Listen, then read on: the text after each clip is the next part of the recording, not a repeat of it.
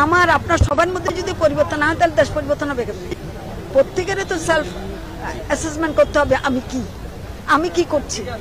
বাংলাদেশের ইতিহাসে এই সিন্ডিকেট ছাড়া কখনো হাসপাতাল চলেছে এটা বলা যায় না। কিন্তু এখন কথা হলো আমরা কি করছি, আমরা কি করতে পারবো। এটা আমরা এককভাবে কিছু করতে পারবো না, এটা জনগণের সম্পৃক্ততা লাগবে, পলিটিক্যাল ডিসিশন লাগবে এবং হাসপাতালের ডিসিশন লাগবে। অর্থাৎ ইলেকট্রনিক ভাবেই যাতে জিনিসটা কেনা যায়, তাতে আর আমার কাছে টেন্ডার দিয়ে যাওয়া এগুলো বিষয় থাকবে না।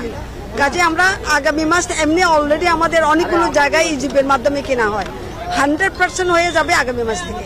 কাজে তখন আর ওই সিন্ডিকেট টেন্ডার দিলাম ওরকম আর হবে না, কাজে সবগুলো ইলেকট্রনিক হবে। এটা একটা আমরা করেছি। 2 নাম্বার, আপনাদের প্রশ্ন আছে যে আমাদের যে হয় পোস্টিংয়ে নিয়োগ বাণিজ্য হয়।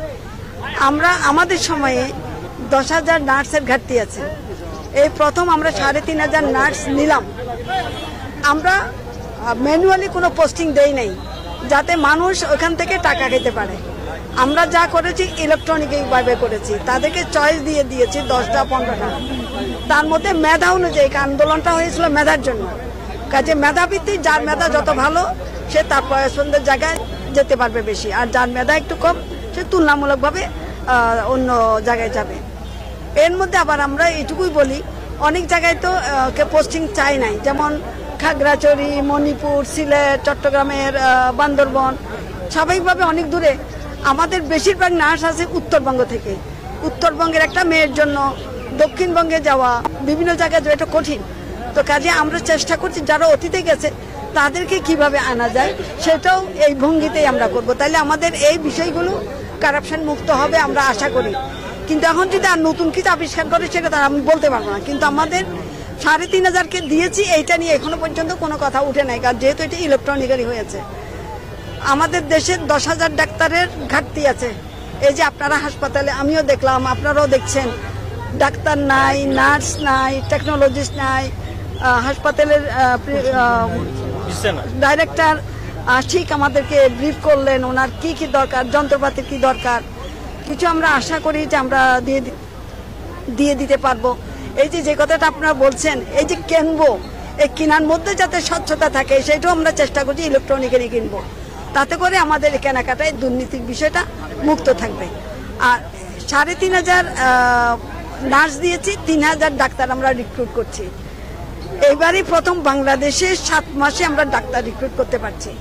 নর্মালি পিএসসি বলে ডাক্তার নিয়োগ করতে হইলে ওদের 3 বছর, এখান বিএসসি পরীক্ষা যারা বিসিএস পরীক্ষা যারা পাশ করে তাদের পরীক্ষা নেওয়া, অ্যাডভার্টাইজমেন্ট দেওয়া, এগুলো করতে একটা লম্বা সময় তাদের যায়, তাতে 3 বছর মিনিমাম সময় লাগে।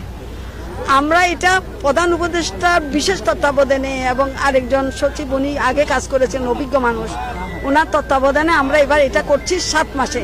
বিশেষ বিসিএস বলে আমরা এটা নিয়েছি। তাহলে এই যে আশা করি অক্টোবরে আমরা কিছু ডাক্তার পোস্টিং দিতে পারবো। তাহলে আপনাদের এখানে যে ঘাটতিতে আছে আমি বলতে পারবো না যে 100% পূরণ করতে পারবো, কারণ এই চেহারা তো শুধু রংপুরের না, এই চেহারা চট্টগ্রামের, এই চেহারা সিলেটের, এই চেহারা বরিশালের, সর্বত্রই এই চেহারা।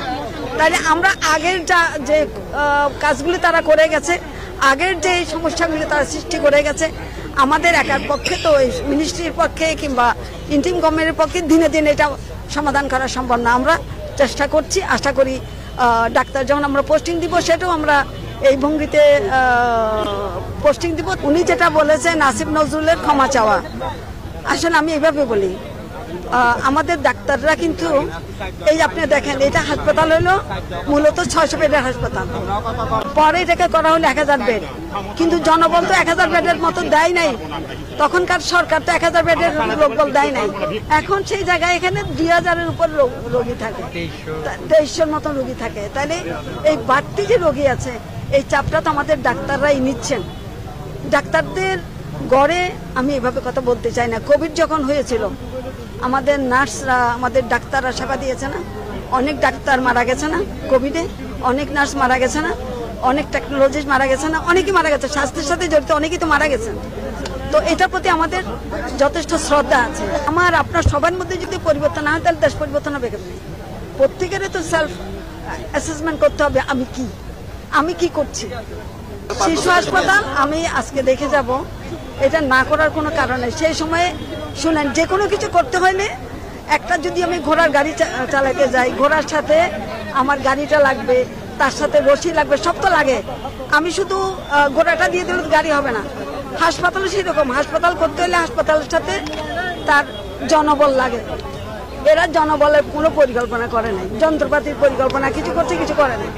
তাহলে আমি হঠাৎ করে তো এগুলো এনে দিতে পারবো না। কাজে আমরা আস্তে ধীরে এগুলো করে আমরা করবো। আমরা এটাকে অ্যাবান্ডেন্ট রাখবো না। আমরা এটাকে আমি ফিরে গিয়ে দেখি কতদূর কি করতে পারি, কিন্তু আমাদের মাথায় আছে, এটা আমি আগেও জানতাম, এটাকে আমরা যাতে সক্ষমতা আছে সেটা আমরা করবো। দ্বিতীয়